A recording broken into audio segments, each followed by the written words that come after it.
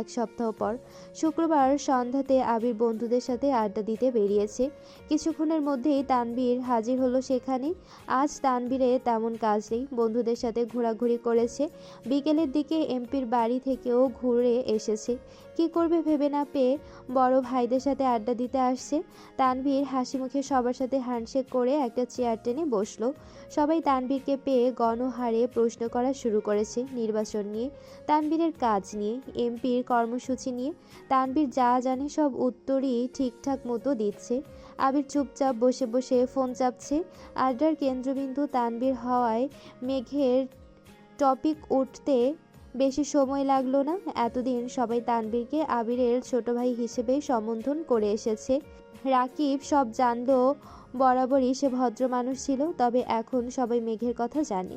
মেঘ আর আবিরের কথা জানার পর আজই তানবীরকে পেয়েছে, তাই সবাই নতুনভাবে তানবীরের সাথে পরিচিত হচ্ছে। কথার কথা লিমন বলে উঠল, তানবীর, তুই তোর বোনকে আবিরের কাছে বিয়ে দিতে রাজি হয়েছিস কেন?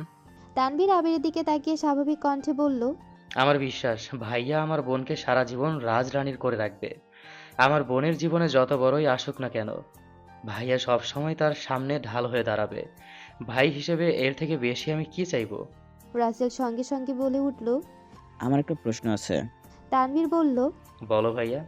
রাসেল একটু ভেবে বলল, এই যে তুই আবিরকে ভাইয়া ডাকিস, তোর বাকি ভাই বোনেরাও আবিরকে ভাইয়া ডাকে, তাহলে মেঘ কেন ভাইয়া ডাকে না?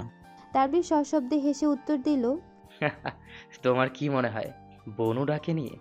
সত্যি বলতে বনু আমায় ভাইয়া বলে অভ্যস্ত হয়ে গেছে, তাই ভাইয়াকে শুধু ভাইয়া ডাকতে পারে না।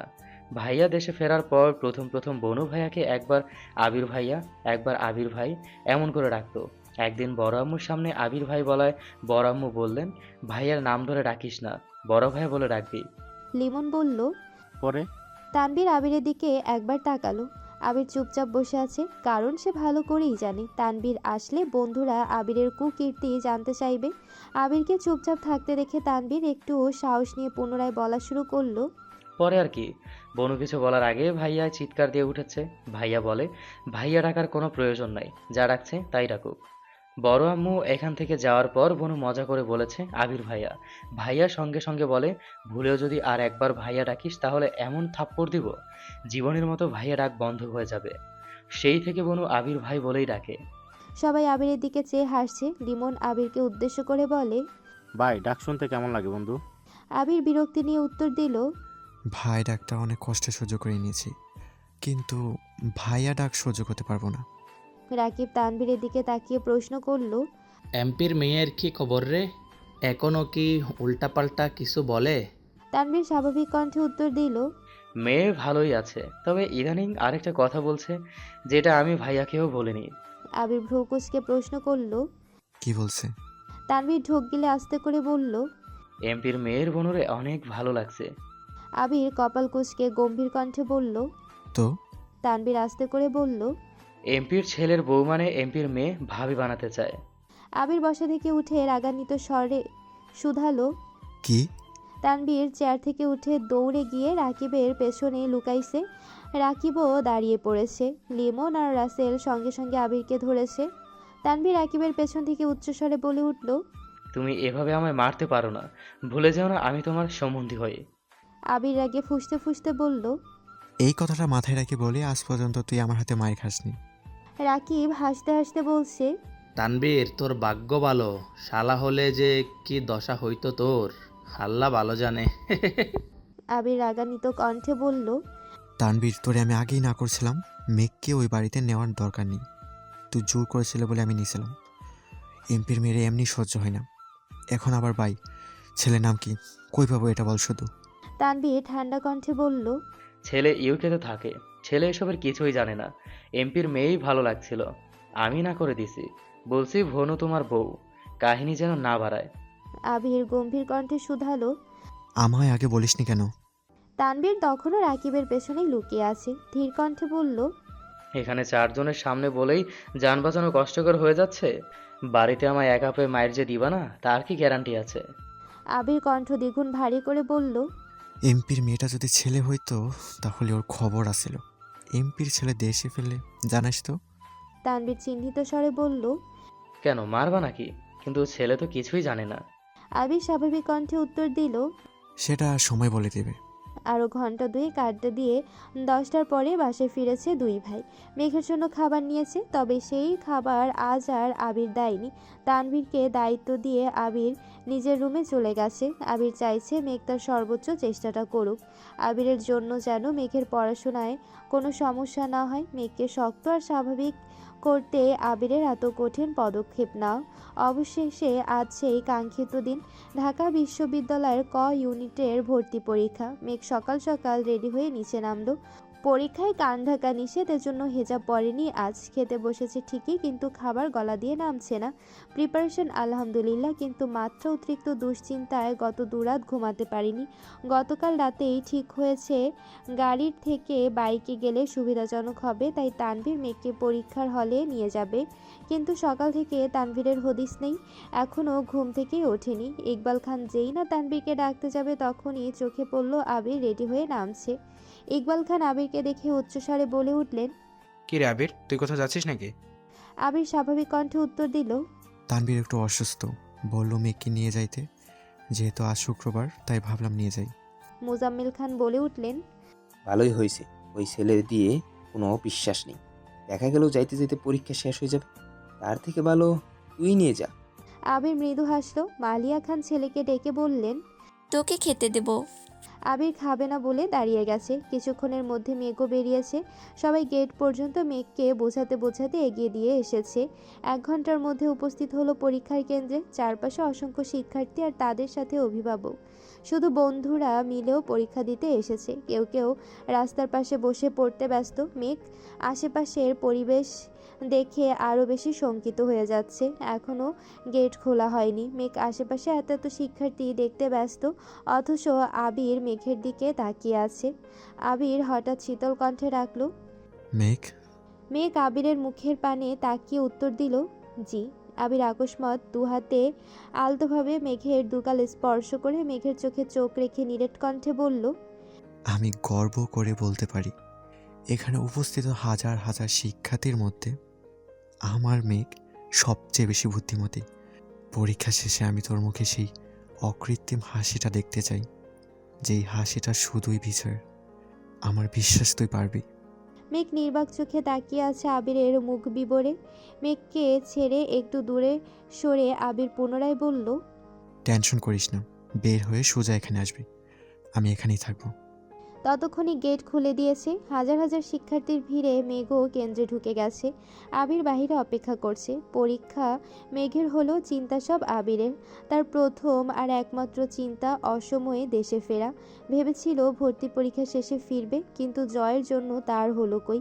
দেশে ফেরার পর থেকে একটাই চিন্তা, আবিরের জন্য মেঘের না কোনো সমস্যা হয়। 3 মাস যাবৎ কত কৌশলী না অবলম্বন করেছে মেঘকে শক্ত করতে। আজকের পরীক্ষাতেই বোঝা যাবে আবির কতটুকু সফল আর কতটুকু ব্যর্থ। কিছুক্ষণ হলো পরীক্ষা শেষ হয়েছে। এত এত পরীক্ষার্থীর ভিড়ে আবিরের দৃষ্টি খুঁজছে সেই কাঙ্ক্ষিত ব্যক্তিকে। অবশেষে চোখ পড়ে তার অষ্টাদশীর পানি। দ্রুত পায়ে এগিয়ে আসছে, মুখে তার তৃপ্তির হাসি। খুশিতে জ্বলজ্বল করছে দুই আঁখি। এক নিমিষেই আবিরের দুশ্চিন্তা উধাও হয়ে গেছে। মেঘ কাছাকাছি এসে খুশিতে গদগদ হয়ে বলল। আলহামদুলিল্লাহ, ভালো, পরীক্ষা ভালো হয়েছে। সঙ্গে সঙ্গে প্রশস্ত হলো আবিরের দুই ওষ্ঠ। ঠান্ডা কণ্ঠে বলল। আলহামদুলিল্লাহ। বাসায় কল দিয়ে সবার সাথে কথা বলছে। আবির মেঘের দিকে তাকিয়ে প্রশ্ন করল। এখন কি বাসে যাবি? বাসায় যাওয়ার কথা শুনে মেঘের মনটা খারাপ হয়ে গেছে। 24 ঘন্টা বাসায় থাকতে থাকতে বিরক্ত হয়ে গেছে। কোচিংয়ে যাওয়া বন্ধ হওয়ার পর শুধু একদিন ভাই বোনের সাথে ঘুরতে বের হয়েছিল, সেই থেকে বলতে গেলে ঘরবন্দি। মেঘের মন খারাপ দেখে আবির পুনরায় প্রশ্ন করল। ঘুরতে যাবি? সহসা মেঘ হাসি মুখে আবিরের দিকে তাকিয়েছে, কিন্তু হাসিটা কয়েক সেকেন্ডেই গায়েব হয়ে গেছে। মনে পড়ে গেল কিছুদিন আগের খাতা পোড়ানো ঘটনা। যার মনে মেঘের জন্য বিন্দুমাত্র জায়গা নেই, তার সাথে কথা বলাই বেমানান। ওর নাম লেখাতে যেই মানুষটা কয়েক মিনিটের মধ্যে সম্পূর্ণ খাতা পুড়িয়ে ফেলেছেন, সেই মানুষটার থেকে দূরে থাকাই শ্রেয়। মেঘ মাথা নিচু করে উত্তর দিল। না, বাসায় চলে যাব। আবির কপাল কুঁচকে কেমন করে চেয়ে আছে। আবির খুব ভালো করে বুঝতে পারছে তার অষ্টাদশী অভিমান করে আছে। আবির গম্ভীর কণ্ঠে বলল, আগে চল খেতে যাই, তোর জন্য তাড়াহুড়োতে সকালে না খেয়ে বের হয়েছি, খুব ক্ষুধা লাগছে। আজ শহর জুড়েই জ্যাম, শিক্ষার্থীদের ভিড়ে গাড়ি এক জায়গাতেই ঘন্টার পর ঘন্টা আটকে আছে। মেঘকে নিয়ে নাস্তা করে বেরিয়েছে, 1 ঘন্টায় বিশাল জ্যাম পেরিয়ে বাইক ছুটছে নিরুদ্দেশের পথে। মেঘ দুবার জিজ্ঞেস করেছে, কোথায় যাচ্ছি? কিন্তু আবির কোনো উত্তর দেয়নি। ঘন্টা খানেকের মধ্যে পৌঁছে গেছে এক অপরূপ সুন্দর জায়গায়। উত্তরা 15 নম্বর সেক্টরের সুপরিচিত সেই জায়গার নাম দিয়াবাড়ি। দিয়াবাড়ি সবসময় বেশ জনপ্রিয়, তবে শরৎকালে কাশফুলের শুভ্রতায় এই স্থানের মাধুর্যতা কয়েক গুণ বেড়ে যায়। আকাশে যেমন সাদা মেঘেরা ঘুরে বেড়াচ্ছে, তেমনি প্রকৃতি জুড়েও সাধার মেলা। মুগ্ধ আখিতে কাশফুল দেখছে মেঘ। কাশফুলের শুভ্রতায় মেঘের মন ফুরফুরে হয়ে গেছে। গুটিসুটি পায়ে এগিয়ে গিয়ে আলতো হাতে কাশফুল ছুঁয়ে দিচ্ছে। এদিকে আবির বাইকে হেলান দিয়ে দুর্বোধ্য দৃষ্টিতে তাকিয়ে সেই দৃশ্য দেখছে। মুহূর্তেই আবিরের ঠোঁটের কোণে হাসির ঝলক দেখা গেল। আনমনে বলে উঠল, মানুষ শুধু শরতে কাশফুলের মায়ে পড়ে, অথচ আমি প্রতিদিন প্রতিক্ষণ শুধু তোর মায়ে পড়ে থাকি। মেঘের মনে আনন্দের সীমা নেই। আনন্দ হবে নাই বা কেন? ঢাকা শহরে থেকেও এত বছর কোনো দিনও এই জায়গায় আসতে পারিনি। শুধু 2-1বার নাম শুনেছে। বাবা কাকাদের ব্যবসার কাজে এতই ব্যস্ত থাকেন যে সবাইকে নিয়ে ঘুরতে যাওয়ার সময় নেই কারো। কাকিমণি মাঝে মাঝে মেঘ, মিম আর আদিকে নিয়ে বের হলেও সেটাও 3 মাসে একবার। অথচ আবির দেশে ফিরেছে সবেমাত্র 4 মাস হবে। এই অল্প সময়ে আবির মেঘকে নিয়ে ঢাকার আশেপাশে সব জায়গায় ঘুরে ফেলেছে। অবশেষে আজ কাশফুলের রাজ্যে নিয়ে আসছে।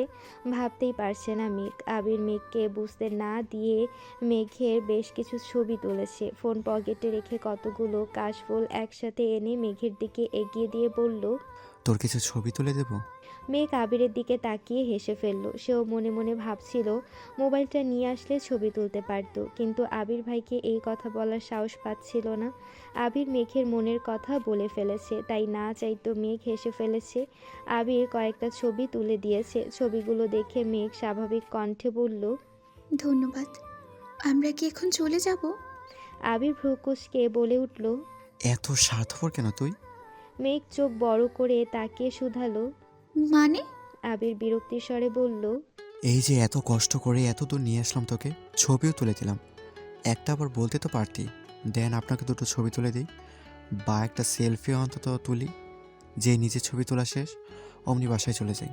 স্বার্থপর একটা। আমি স্বার্থপর হলে আপনি হিটলার। মুখের উপর মেঘ জবাব দিয়ে ফেলেছে। আবির কপালে কয়েক ভাঁজ ফেলে ভারী কণ্ঠে বলল, আমি হিটলার হলে তুই হিটলারের নানি। এ যেন বিতর্ক প্রতিযোগিতা চলছে। মেঘ ভেঙচি কেটে বলল, জীবনেও না, আমি আপনার মতো তো পাশান না। এ কথা শুনে আবির হেসে ফেলল। আচমকা হাসাতে মেঘ বিস্ময়ে সমেত তাকিয়েছে। মেঘ ভেবেছিল আবির ভাই হয়তো রেগে যাবেন, কিন্তু উনি হাসছে দেখে বেশ অবাক হয়েছে। আবির গলা খাকারি দিয়ে গম্ভীর কণ্ঠে বলা শুরু করলো, সামান্য একটা কারণে গত 9 বছর তুই আমার সাথে কথা বলিসনি। তুই ভুল করলে বড় ভাই হিসেবে কি তোকে শাস্তি দেওয়ার অধিকার ছিল না আমার? এই যে এতগুলো বছরে একটা বার কথা বলিসনি আমার সাথে, তখন একবারের জন্য কি নিজেকে পাষাণ মনে হয়নি তোর? হয়তো দেশে না ফিরলে এখনও কথা বলতি না। একবারও মনে হয়নি এই মানুষটার সাথে কথা বলা উচিত? তোর এই অসীম দূরত্বে সেই মানুষটারও খারাপ লাগতে পারে ভেবেছিস কখনো? ভাবিসনি? মেঘ শান্ত চোখে তাকিয়ে আছে, ওষ্ঠদয় কাঁপছে তিরতির করে। আবির ভাইয়ের সাথে এত বছরে একবারের জন্য কথা বলতে ইচ্ছে হয়নি তার।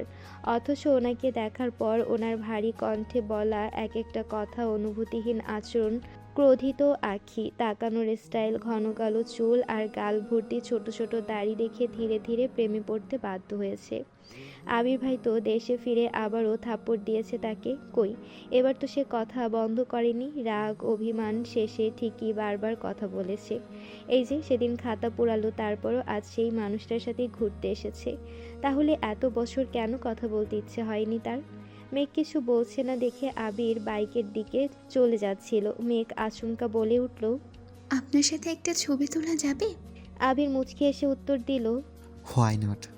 ঘোরাঘুরি শেষে বাসায় ফিরছে। মেঘের হাতে অনেকগুলো কাশফুল। তার খুব ইচ্ছে করছে এগুলো বাসায় নিয়ে মিম আর আদিকে দেখাবে, কিন্তু আবিরের কড়া নিষেধ, বাসায় নেওয়া যাবে না। বাধ্য হয়ে মানতে হলো আবির ভাইয়ের কথা। রাস্তায় দুইটা পিচ্চি মেয়েকে ফুলগুলো দিয়ে বাসায় চলে আসছে। সময় চলছে নিজস্ব গতিতে। মেঘের পড়াশোনার অন্ত নেই। সবেমাত্র ঢাকা বিশ্ববিদ্যালয়ের পরীক্ষা শেষ হলো, সামনে মেডিকেল পরীক্ষা।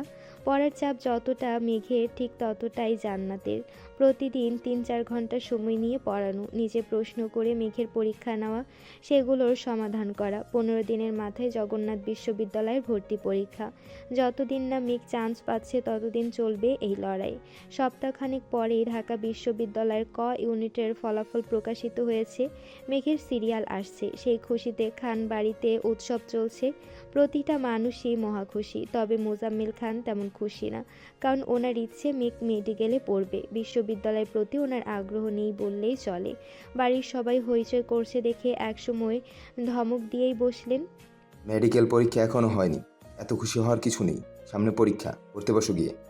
আবির রুমের বাহিরে বেলকনিতে দাঁড়িয়ে নিচে সবার হইহুল্লোড় দেখছিল। তবে মোজাম্মেল খানের ধমকে আজ আবিরের রাগ হচ্ছে না, বরং মেঘের চান্স পাওয়ার খুশিতে এসব সামান্য বিষয়কে সে পাত্তাই দিচ্ছে না।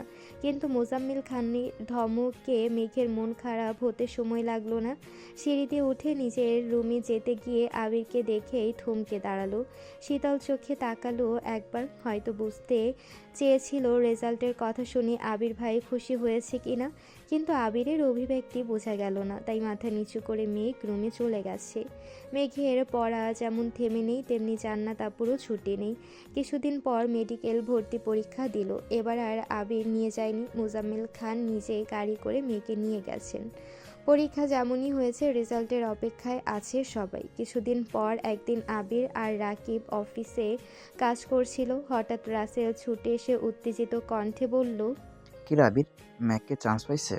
আবির ল্যাপটপের দিকে তাকিয়ে থেকেই উত্তর দিল, ডিওতে হয়েছে, জগন্নাথে ওয়েটিং। কেন? রাসেল পুনরায় বলল।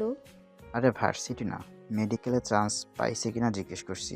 আবির অবাক চোখে তাকিয়ে প্রশ্ন করল। রেজাল্ট দিয়ে দিচ্ছে নাকি? রাসেল সহসা উত্তর দিল। হ্যাঁ, মাত্র দেখলাম, এজন্যই তো তোকে জিজ্ঞেস করছি। আবির তাড়াতাড়ি ফোন বের করে নেটের রেজাল্ট দেখল। আকস্মাৎ আবিরের মুখটা মলিন হয়ে গেল। রাকিব জিজ্ঞেস করল, কি হলো, চান্স পাইনি? আবির ভারী কণ্ঠে উত্তর দিল। সরকারিতে আসেনি, প্রাইভেটে পড়তে পারবে। আবির সঙ্গে সঙ্গে তানবীরকে কল দিয়েছে। তানবীর বাসায় নেই। আবির বসা থেকে উঠে রুমের মধ্যে পায়চারি শুরু করেছে। কি করবে বুঝতে পারছে না। বাসায় কি চলছে কে জানে। হঠাৎই মিমের কথা মনে পড়ল। তাড়াতাড়ি আকলিমা খানের নাম্বারে কল দিয়েছে। প্রথম কলটায় রিসিভ করলো মিম। মায়ের ফোন বেশিরভাগ সময় মিমের কাছেই থাকে। মিম আর আদি মিলে গেম খেলে। মিম কল রিসিভ করতেই সালাম দিল। আবির সালামের উত্তর দিয়ে ভারী কণ্ঠে বলল, বাসায় কি অবস্থা? মিম চিহ্নিত স্বরে বলল, চাচু আপুকে বকছে, আম্মু আর মামুনি মিলেও থামাতে পারছে না। আব্বু, বড় আম্মু কেউ বাসায় নেই। আমাকে আর ভাইকেও ধমকে রুমে পাঠিয়ে দিয়েছে। আবির আর কিছু না বলেই কল কেটে দিয়েছে। তৎক্ষণাৎ বাড়ির উদ্দেশ্যে রওনা দিল। আবির সেই দিনই চাচুর মনের কথা বুঝেছিল। এই ঝামেলাটা হওয়ারই ছিল, কিন্তু আজ রেজাল্ট দিবে এটা আবিরের জানা ছিল না। জানলে হয়তো আজ বাসা থেকে বেরি হতো না। বাইকের গতি বুঝিয়ে দিচ্ছে ভেতরে ভেতরে আবির কতটা ক্ষিপ্ত। বাসায় গেটটা কোনো রকমে পেরিয়ে বাইক রেখে ছুটে গেছে অন্দরমহলে।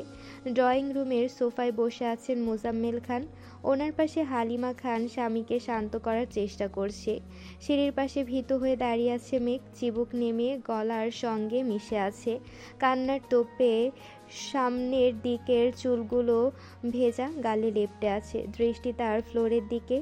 আকলিমা খান রান্নাঘরে। ভাসুরকে থামানোর সাধ্য নেই বলেই সরে পড়েছেন।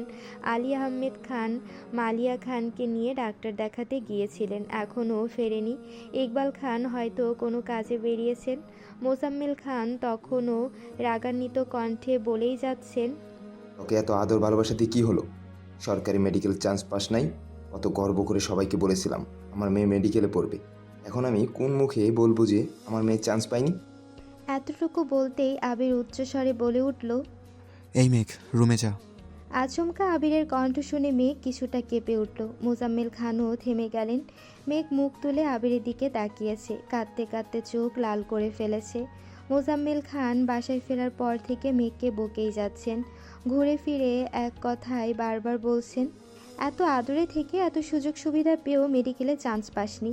ছেলে যেমন ভণ্ড, মেয়েটাও এরকমই হচ্ছে। সামান্য একটা ভর্তি পরীক্ষাতে চান্স পেতে পারিনি।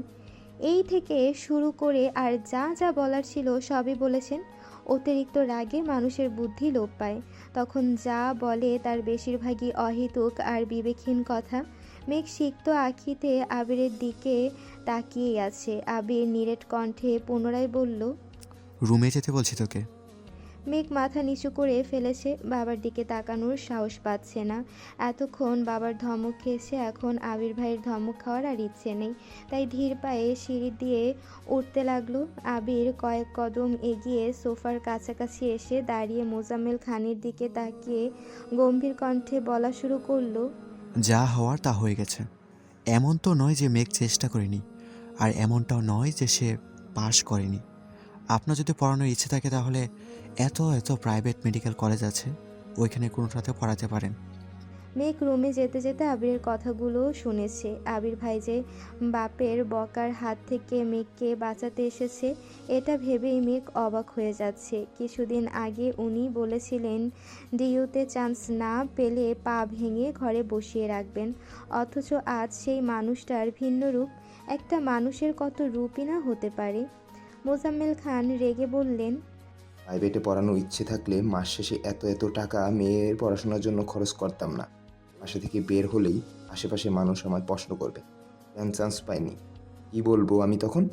আবির দীর্ঘশ্বাস ফেলে বলল, আপনি কী চাইছেন এখন? ঘন্টার পর ঘন্টা মেয়েটার উপর রাগ জ্বালিয়ে কি রেজাল্টে পরিবর্তন আনতে পারবেন?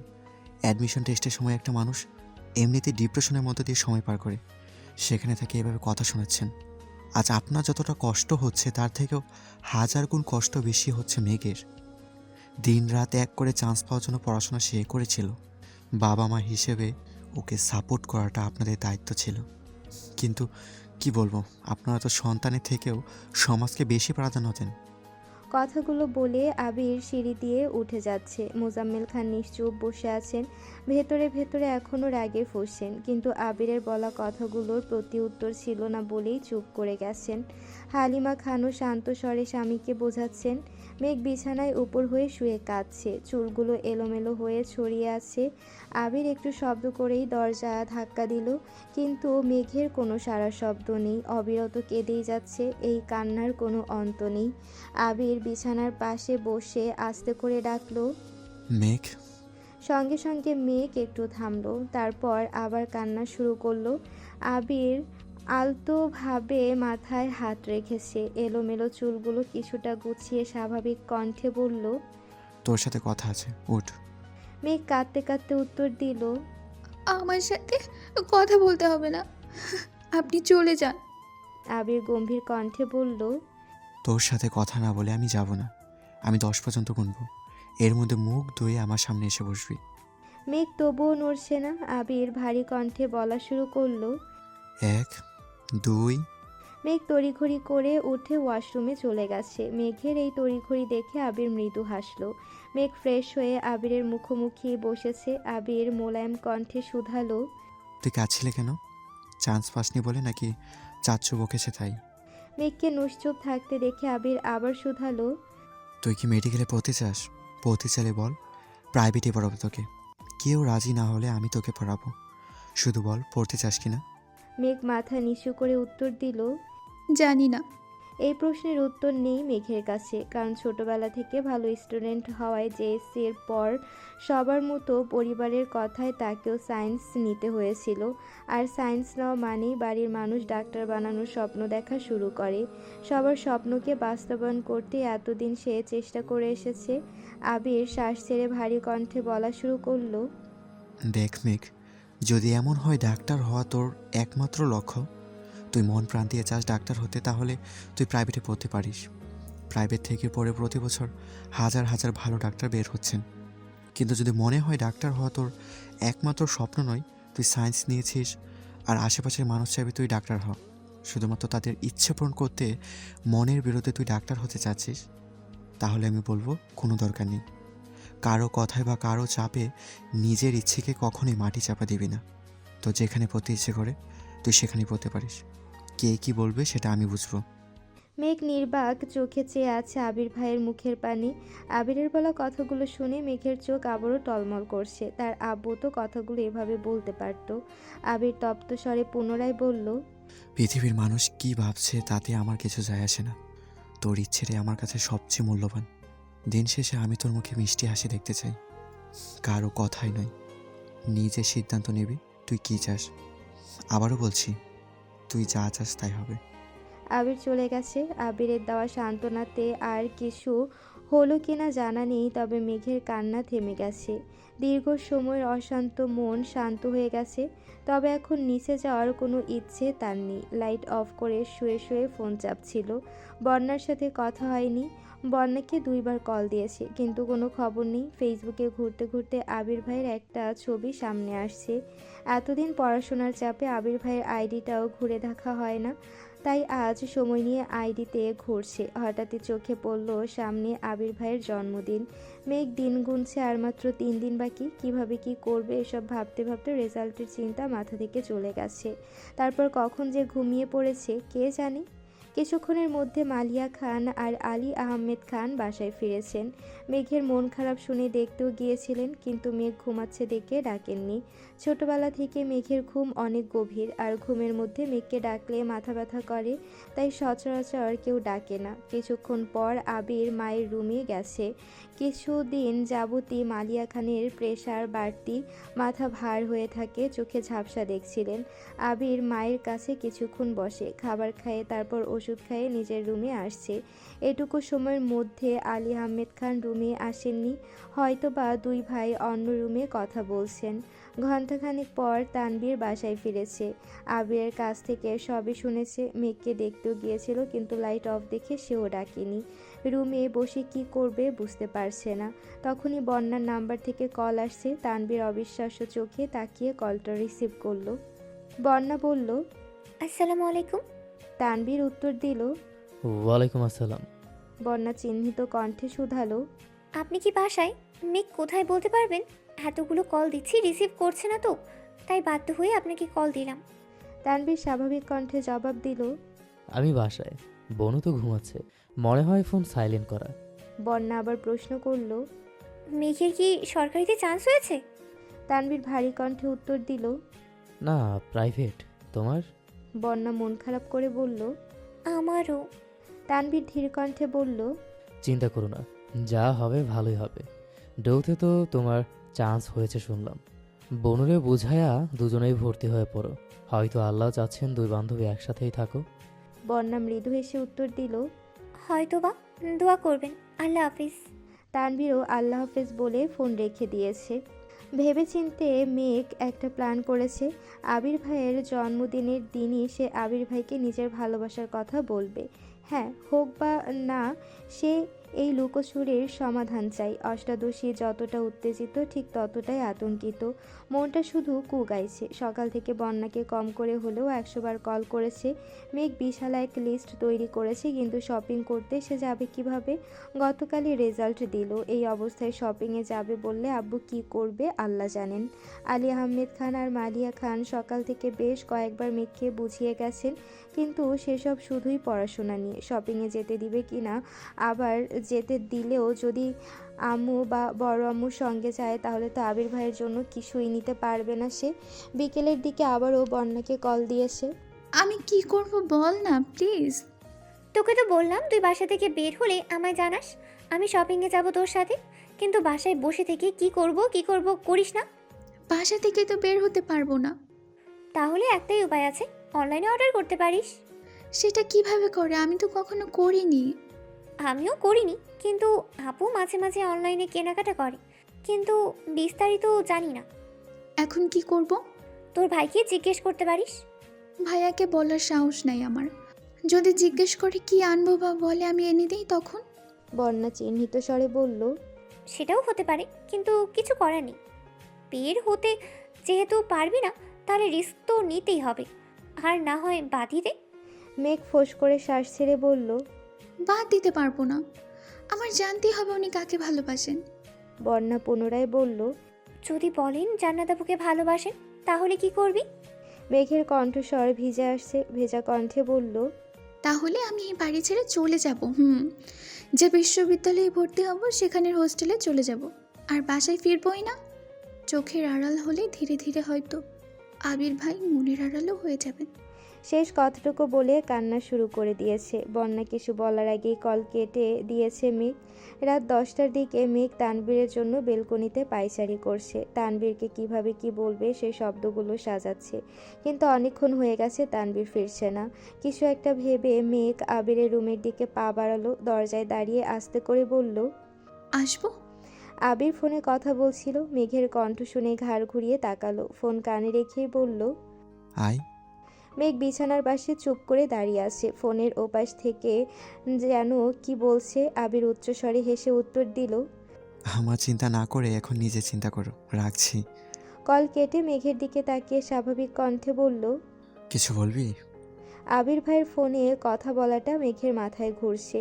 এক মুহূর্তেই মনটা খারাপ হয়ে গেল। কার সাথে কথা বলছিল, কিসের কথাই বা বলছিল? মেঘ এসব ভাবনায় মগ্ন। আবির কপাল কুঁচকে ভারী কণ্ঠে প্রশ্ন করল, কি হয়েছে, কথা বলছিস না কেন? মেঘ নড়ে উঠল, শীতল কণ্ঠে বলল, অনলাইনে শপিং কিভাবে করে? মেঘের এমন প্রশ্ন শুনে আবির ভ্রুজোড়া কপালে তুলে অবাক দৃষ্টিতে তাকালো। আবির ভেবেছিল এখনও হয়তো রেজাল্টের চিন্তায় মেঘ মন খারাপ করে আছে, কিন্তু সে যে রেজাল্টের চিন্তা থেকে বেরিয়ে শপিং করার কথা ভাবছে বা শপিং করতে চাচ্ছে, এতে আবির খুব খুশি হয়েছে।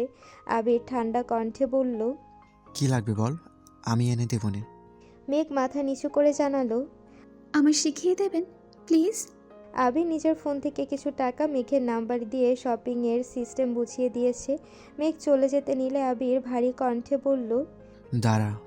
মেঘ দরজার কাছে গিয়ে দাঁড়িয়ে পড়েছে। আবির নিজের ওয়ালেট থেকে একটা ক্রেডিট কার্ড বের করে মেঘের দিকে এগিয়ে দিল। আবির পুরো কণ্ঠে জানালো, এই কার্ডটা আমার ছিল, আজ থেকে এটা তোর, যখন যা ইচ্ছে কিনতে পারিস। মেঘ আশ্চর্য বনে গেল। জিভ দিয়ে ঠোঁট ভিজিয়ে বৃহৎ নয়নে আবিরের দিকে তাকিয়ে আছে। আবির বড় করে নিঃশ্বাস ছেড়ে ভ্রু গুটিয়ে বলল, এভাবে তাকাস না প্লিজ। মেঘ সঙ্গে সঙ্গে মাথা নিচু করে রুম থেকে বেরিয়ে যাচ্ছে। আবির নিশ্চুপ চেয়ে আছে তার প্রিয়তমার যাওয়ার পানি। আজ রাত 12টায় আবিরের জন্মদিন। বন্ধুরা আবিরকে আটকিয়ে রেখেছে। আবির কখনো জন্মদিন পালন করে না। এত বছর পর বন্ধুর জন্মদিনের সময় বন্ধুকে কাছে পেয়েছে, তাই সবাই মিলে প্ল্যান করেছিল। তানবীরকেও আগে থেকে সব কিছু জানিয়ে রেখেছিল। কাছের 4 বন্ধু আর তানবীর বাদেও আরও 20 জন বন্ধু আসছে। ওদের সাথে তেমন দেখা সাক্ষাৎ হয় না। আবিরের জন্মদিন উপলক্ষে সবগুলো প্ল্যান করেই আসছে। বিশাল বড় কেক, সাথে গিফট, পার্টি স্প্রে সব নিয়ে আসছে। 12টা পর্যন্ত অপেক্ষা করা সম্ভব না বলে রাত 10টার পরেই কেক কেটে ফেলছে। বন্ধুদের হই হুল্লোড় শেষে সবাইকে নিয়ে রেস্তোরাঁয় গেছে। খাওয়া দাওয়া শেষে সবাইকে বিদায় দিয়ে আবির আর তানবীর বাসার দিকে চলে আসছে। ঘড়ির কাঁটা যখন ঠিক 12টায়, তখন আবির আর তানবীর বাসায় ঢুকেছে। বাড়ির সবাই অনেক আগেই ঘুমিয়ে পড়েছে। খানবাড়িতে কখনোই কারো জন্মদিন পালন করা হয় না, তাই জন্মদিন আর অন্য দিনের মধ্যে তেমন কোনো পার্থক্য নেই বললেই চলে। হাতে বন্ধুদের কিছু গিফট নিয়ে আবির রুমের দিকে যাচ্ছে। তানভীরও রুমে চলে গেছে।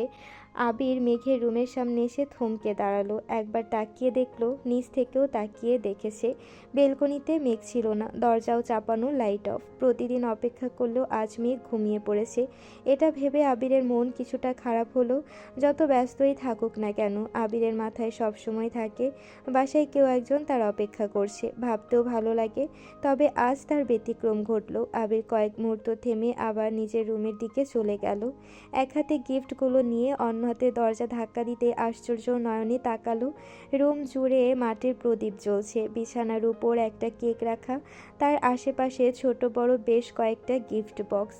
আকস্মাৎ মেঘ পাশ থেকে একগুচ্ছ লাল রঙের গোলাপ আবিরের সামনে ধরে কাঁপা কাঁপা গলায় বলল, হ্যাপি বার্থডে আবির ভাই। একটা সাদা রঙের জামা পরনে, চুলগুলো ছাড়া। এই কয়েক মাসে মেঘের চুলগুলো বেশ লম্বা হয়ে গেছে। চোখে গাঢ় করে কাজল দেওয়া, ঠোঁটে হালকা করে লিপস্টিকও লাগিয়েছে আজ।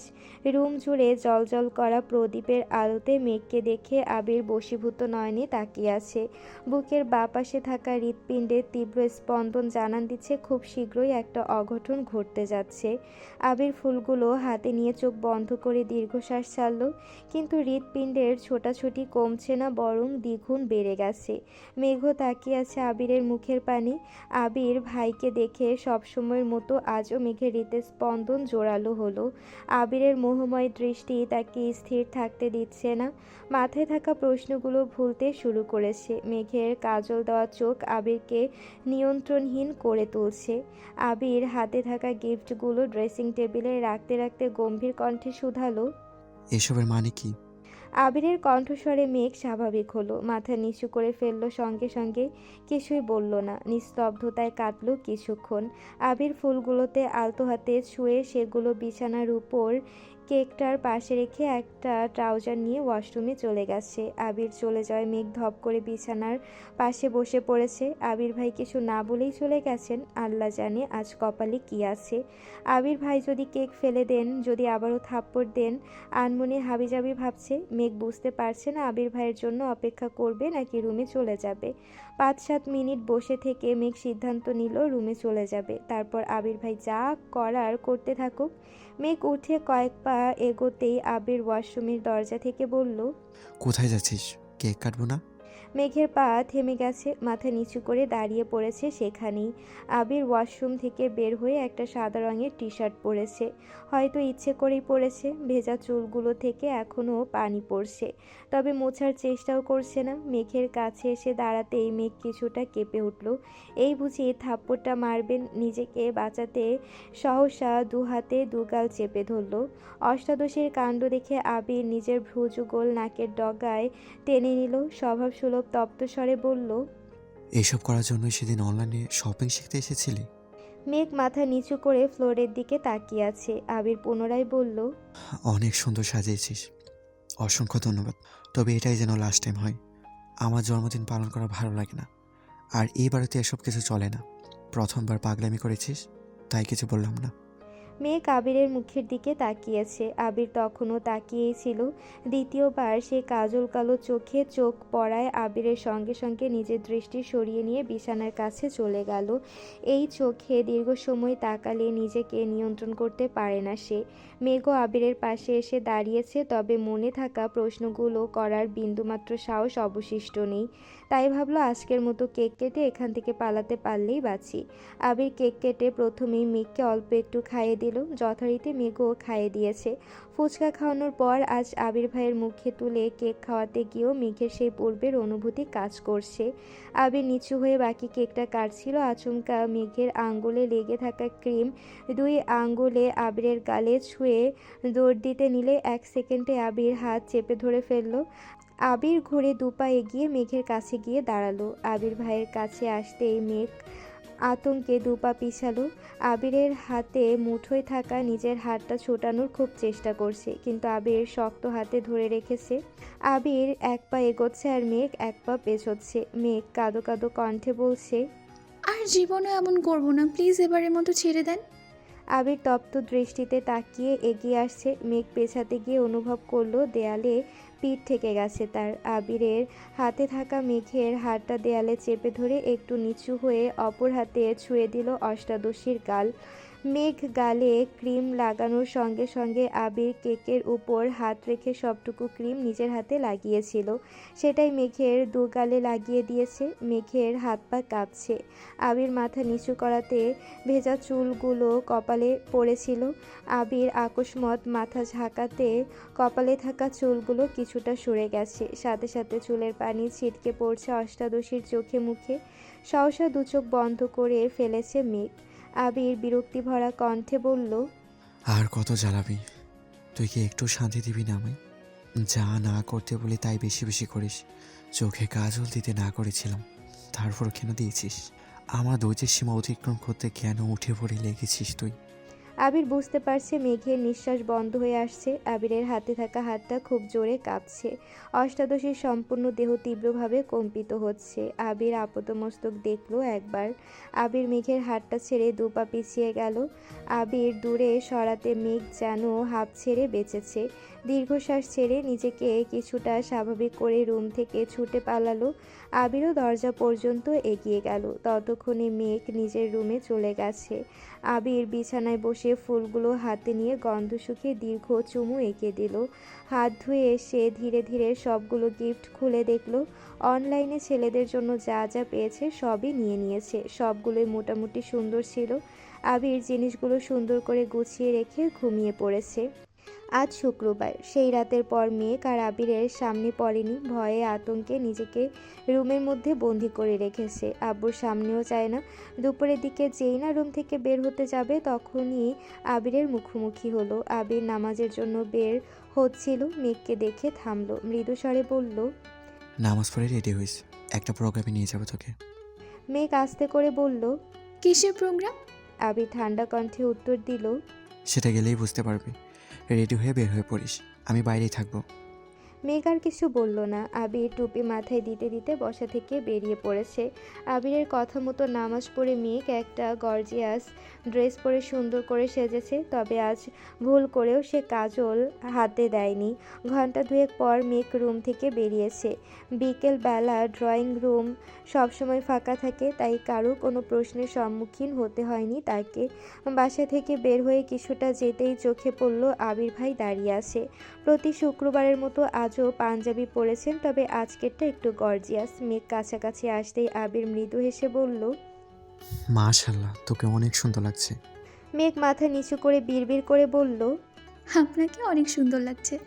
আবির কথাটা শুনে নিঃশব্দে হেসে হেলমেট পরে নিল। তারপর মেঘকেও নিজের হাতে হেলমেট পরিয়ে বাইক স্টার্ট দিল। 30 মিনিটের রাস্তায় জ্যাম পেরিয়ে 1 ঘন্টা 30 মিনিটে পৌঁছেছে। বাইক পার করে মেঘকে নিয়ে ঢুকলো একটা কমিউনিটি সেন্টারে। মেঘ কিছু জিজ্ঞেস করতে গিয়েও ভয়ে জিজ্ঞেস করতে পারছে না, তাই বাধ্য মেয়ের মতো আবিরের পেছন পেছন গেট পেরিয়ে ভেতরে ঢুকলো।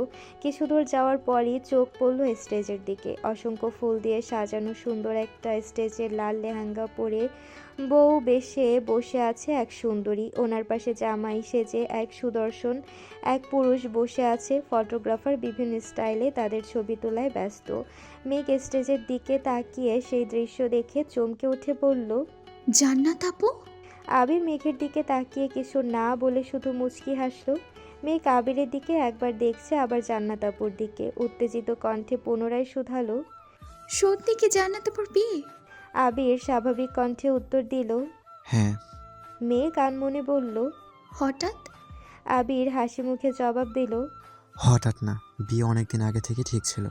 মেঘ আশ্চর্য নয়নে তাকিয়ে আছে। এতদিন জান্নাত আপুকে নিয়ে কতই না সন্দেহ করলো, কত উল্টাপাল্টা কথা ভাবলো। হাজার চেষ্টা করে এত মাস আবির ভাইয়ের প্রতি নিজের অপ্রকাশিত ভালোবাসা মনের ভেতর চাপা দিয়ে রেখেছিল শুধু জান্নাত আপুর জন্য। আবির ভাইয়ের সঙ্গে জান্নাত আপুকে জড়িয়ে কত বাজে চিন্তাই না করে এসেছে, এমনকি তাদের বিয়ে পর্যন্ত ভেবে নিয়েছিল। অথচ কি হলো, জান্নাত আপুর বিয়ে হচ্ছে, তাও অন্য কারোর সঙ্গে। এই ঘটনা স্বাভাবিকভাবে মেনে নেওয়া অষ্টাদশীর পক্ষে অসম্ভব। হাবিজাবি ভাবতে ভাবতে মেঘের হঠাৎ মনে হলো পুরনো সেই কথাটা। আবির ভাইকে জিজ্ঞেস করেছিল, আপনি কি জান্নাত আপুকে তৎক্ষণাৎ আবিরের দেওয়া থাপ্পড়টা মনে পড়তে মেঘ কিছুটা কেঁপে উঠল। মনে মনে ভাবছে, আবির ভাইয়ের সাথে যখন আপুর কিছু ছিলই না, তাহলে এতদিন এটা ক্লিয়ার করে বলেননি কেন আমায়? অবশ্য বলবেনই বা কেন? উনি কি আর আমার অনুভূতি বোঝেন? থাপ্পড় না দিয়ে সেদিন এটাও তো বলতে পারতেন আপুর জীবনে কেউ আছে, বা আপুর বিয়ে ঠিক। বড় আম্মু যখন আবির ভাইকে জান্নাত আপুর কথা বলেছিলেন তখনও তো বলতে পারতেন, তাহলে তো আমি এত দুশ্চিন্তায় থাকতাম না। কিন্তু সেই দিনে উনি টু শব্দ করলেন না। শুধু শুধু 4টা মাস বৃথা গেল আমার। না মেডিকেলে চান্স পেলাম, আর না আবির ভাইকে পেলাম। আবিরের দিকে একবার দেখলো, তারপর মন খারাপ করে মেঘ বলল, আপুর যে বিয়ে ঠিক, এটা আপনি এতদিন বলেননি কেন? আবির ঠোঁট বেঁকিয়ে হাসলো, তারপর গম্ভীর কণ্ঠে বলল, বললে আর কোথাও চান্স পাইতিস না। এমনিতেই তো বেশিরভাগ সময় ভিন গ্রহে বসবাস করিস। বললে যে কি হতো আল্লাহ ভালো জানেন। আকস্মাৎ কেউ একজন আবিরকে উদ্দেশ্য করে তপ্ত স্বরে বলে উঠল, এতক্ষণে আসার সময় হয়েছে তোর? কখন আসতে বলেছিলাম তোকে? আবির সেদিকে তাকিয়ে সহজ কণ্ঠে বলল, তোর স্পেশাল গেস্টকে নিয়ে আসছি, একটু তো সময় লাগবেই। স্পেশাল গেস্টের কথা বলে বেঁচে গেলি। সহসা মেঘের উদ্দেশ্যে বলল। Welcome ma'am. মেঘ ঘাড় ঘুরিয়ে তাকালো, ভূত দেখার মতো চমকে উঠে বলল। ভাইয়া আপনি? রাকিব সশব্দে হেসে উত্তর দিল। Yes ma'am. আবির ভ্রুকুচকে প্রশ্ন করল। ওনারা কোথায়? রাকিব হাসি মুখে বলল। খেতে বসছেন, তোদের জন্য অপেক্ষা করতে চাইছিল, কিন্তু আমি জোর করে বসালাম। আমি ওখানেই ছিলাম, লিমন বলল তোরা আসছিস, তাই আসলাম। চল স্টেজে যাই। আবির ভারী কণ্ঠে বলল। আরে না, ওরা ছবি তুলছে, একটু সময় দেওয়া দরকার, পরে যাবো নে। মেঘের মাথায় কিছুই ঢুকছে না, হচ্ছেটা কি? সে আশেপাশে তাকাচ্ছে, একবার স্টেজে দেখছে আর একবার দুই বন্ধুর কথোপকথন শুনছে। রাকিব আবিরের হাত ধরে উচ্চস্বরে বলল। কিসের পরে আই বলছি। এই কথা শুনে স্টেজ থেকে জান্নাত ঘাড় ঘুরিয়ে তাকালো, মেঘ আর আবিরকে দেখে হাসি মুখে ডাকলো। মেঘ, এদিকে এসো। ভারী লেহেঙ্গা পরে হাঁটতে পারছে না, তাই মেঘকে ডাকছে। রাকিব টানছে, আবির যাচ্ছে না দেখে স্টেজ থেকে দুজনই এবার ডাক শুরু করেছে। জান্নাত বলে উঠল। ভাইয়া, আপনি আসবেন নাকি আমাকেই আসতে হবে? এই মেঘ, আসো। আবির, মেঘ আর রাকিব তিনজনই স্টেজে উঠল। মেঘ জান্নাত আপুর কাছে যেতেই আপু এগিয়ে এসে মেঘকে জড়িয়ে ধরে বলল। কেমন আছো আপু? মেঘ এখনও ঘোরের মধ্যেই আছে, হাসার চেষ্টা করছে কিন্তু হাসি আসছে না। জেনে বুঝে কত অবহেলা করেছে আপুকে, এটা ভেবেই মেঘের খারাপ লাগছে। আস্তে করে বলল। আলহামদুলিল্লাহ ভালো। আপনি কেমন আছেন? জান্নাত মিষ্টি করে হেসে উত্তর দিল। আলহামদুলিল্লাহ। তুমি একদিন আমার পছন্দের মানুষ সম্পর্কে জানতে চেয়েছিলে না? উনিই আমার সেই পছন্দের মানুষ। আলহামদুলিল্লাহ, ওনার সঙ্গেই আমার বিয়ে হয়েছে। এদিকে আবির উঠতেই নতুন জামাই আবিরকে জড়িয়ে ধরে বলল। এত ভাব কিসের তোর? সকাল থেকে কম করে হলেও 100 কল দিয়েছি, তোর আমার সাথে আসার কথা ছিল, আর তুই এতক্ষণ আসলি? আবির কিছু বলার আগে রাকিব বলে উঠল। তোমাদের আবেগ অনুভূতি পরে প্রকাশ করো, আগে আমি আমার স্পেশাল গেস্টদের সাথে পরিচয় করিয়ে দিই।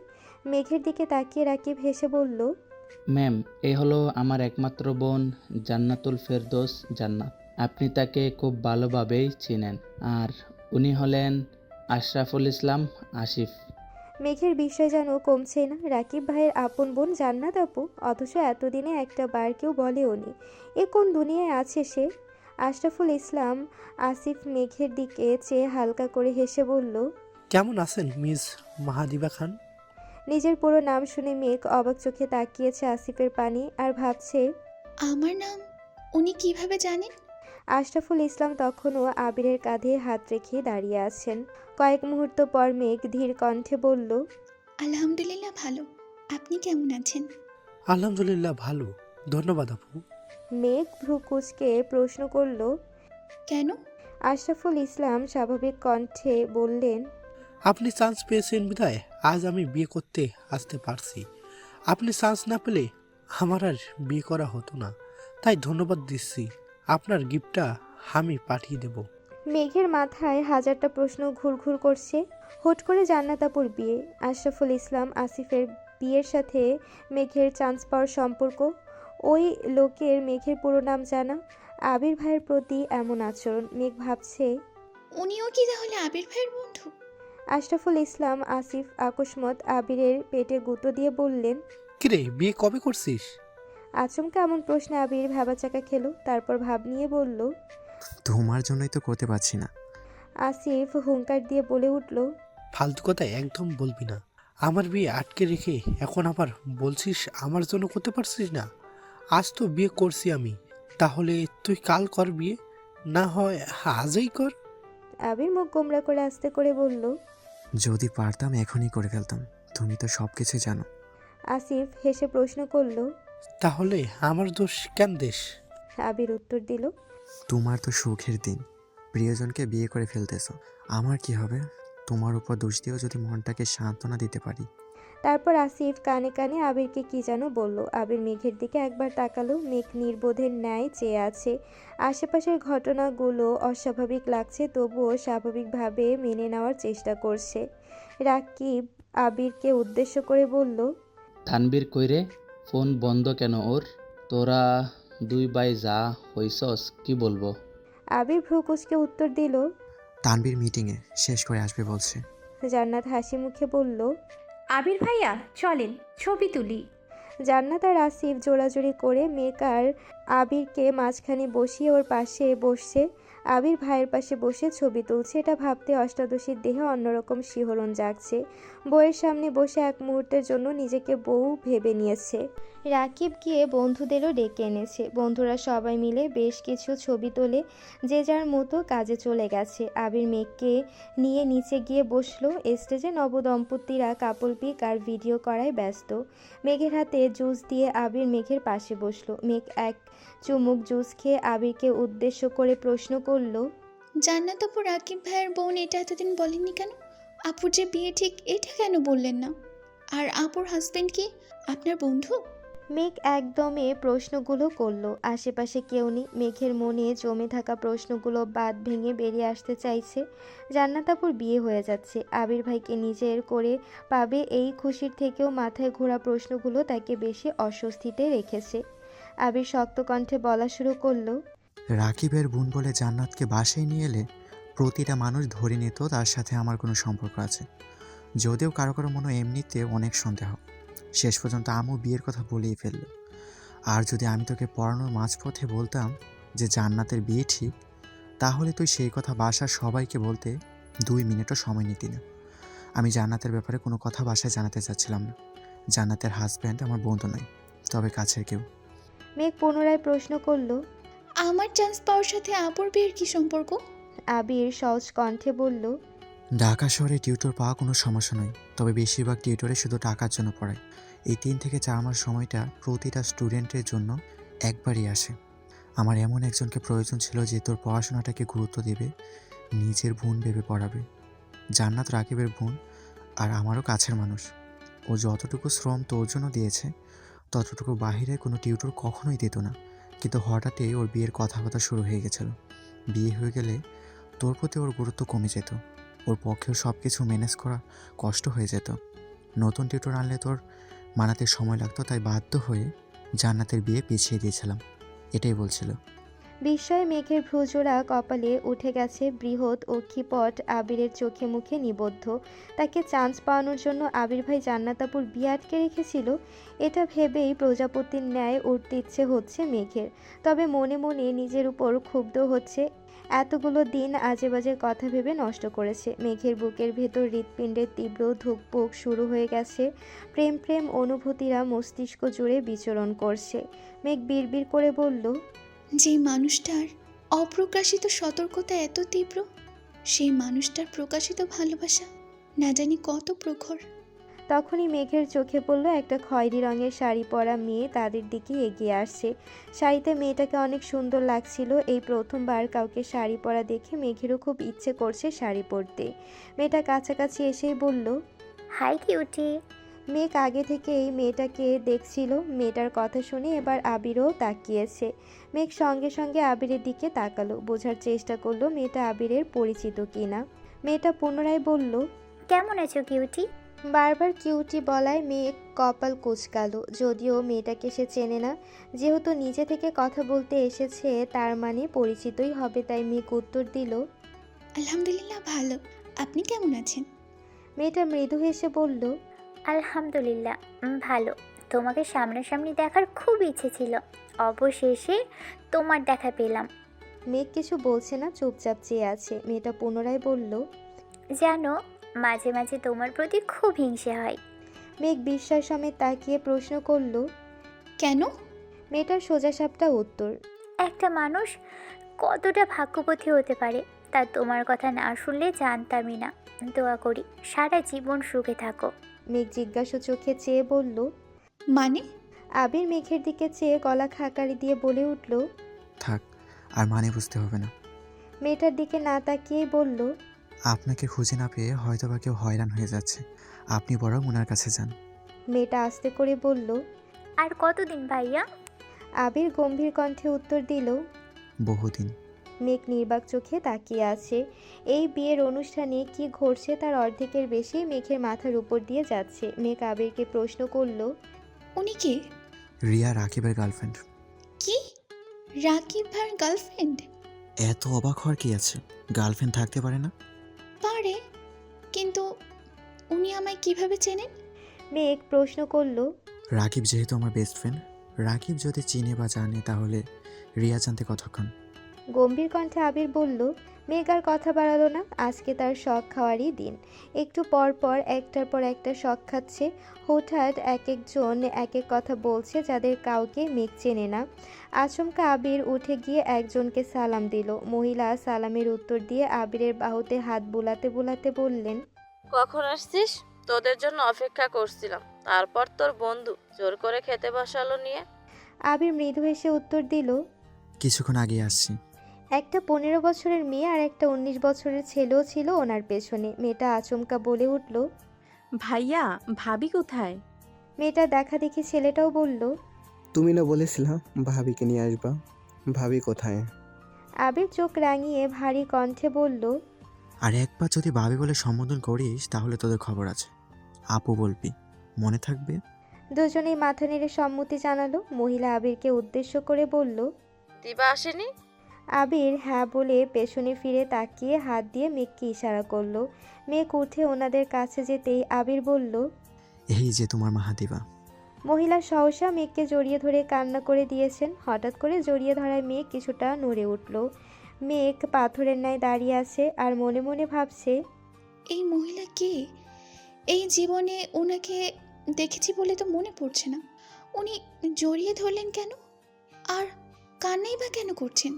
একটু পর মেঘকে ছেড়ে মহিলা কান্নারত কণ্ঠে বললেন, মাশাল্লাহ, অনেক বড় হয়ে গেছিস। দোয়া করি আরো বড় হা। মেয়েটা হাত বাড়িয়ে বলল, হাই আপু, আমি আইরিন। মেঘও স্বাভাবিক হয়ে হাত বাড়িয়ে হ্যান্ডশেক করে বলল, হ্যালো, আমি মেঘ। ছেলেটা বলে উঠল, হ্যাঁ আমরা জানি তুমি মাহদিবা খান মেঘ। বাই দ্য ওয়ে, আমি আরিফুল ইসলাম আরিফ।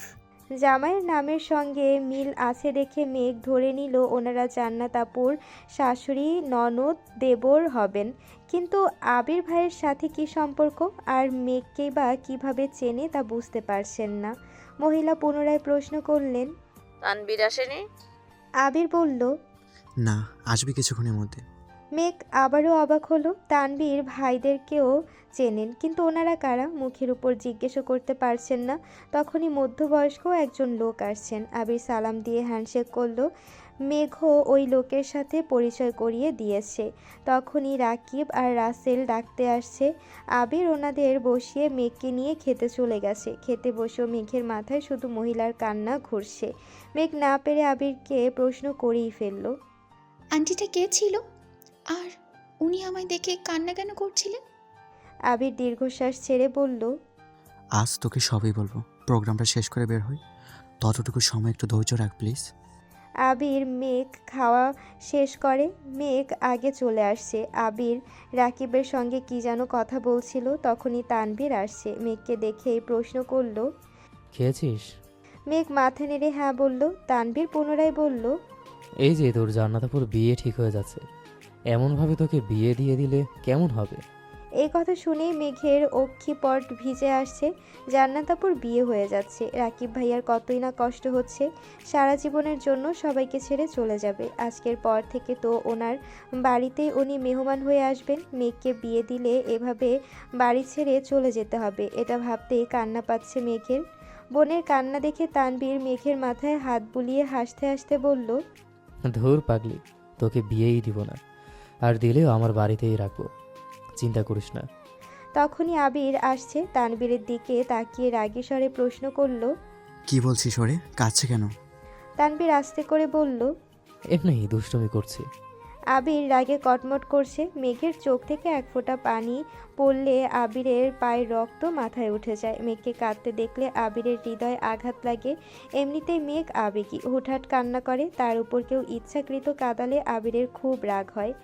স্টেজ থেকে আরিফ ডাকছে, তানভীর চলে গেছে। আবির মেঘকে নিয়ে একটু পরে গেছে।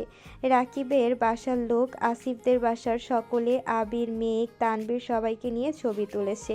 ছবি তোলা শেষে তানভীর রয়ে গেছে। জান্নাতের বিয়ে উপলক্ষে আনা স্বর্ণের গলার হারটা আবির মেঘকে দিয়েই দিয়েছে। তারপর সবার থেকে বিদায় নিয়ে বেরিয়ে পড়েছে। আসার সময় সেই মহিলা মেঘকে জড়িয়ে ধরে কান্না করেছেন। জোর করে 2000 টাকা দিয়ে মেঘের মাথায় হাত বুলিয়ে দিয়েছেন। প্রতি সপ্তাহে বন্ধুরা মিলে যেভাবে আড্ডা দেয়, আজ মেঘকে নিয়ে আবির সেই জায়গাতেই এসেছে। কিছুক্ষণ আগেই সন্ধ্যা নেমেছে। দুটো চেয়ার সাইডে রেখে মেঘকে বসিয়ে দোকান থেকে একটা আইসক্রিম এনে মেঘকে দিল। মেঘ ধীর কণ্ঠে বলল, আমি আইসক্রিম খাবো না। আমাকে বলুন উনি কে, আমাদের সাথে ওনার কি সম্পর্ক, আর উনি বারবার কাঁদছিলেন কেন? আবির ভারী কণ্ঠে বলল, বললাম তো সব বলবো, আগে তুই আইসক্রিমটা খা। মেঘ আইসক্রিম খাচ্ছে ঠিকই, কিন্তু তার পূর্ণ মনোযোগ আবির ভাইয়ের চোখে মুখে। মাথায় থাকা প্রশ্নের ভিড়ে আইসক্রিমটাও ঠিকমতো খেতে পারছে না, কিন্তু আবির ভাই সামনে বসে থাকাতে বাধ্য হয়ে খেতে হচ্ছে।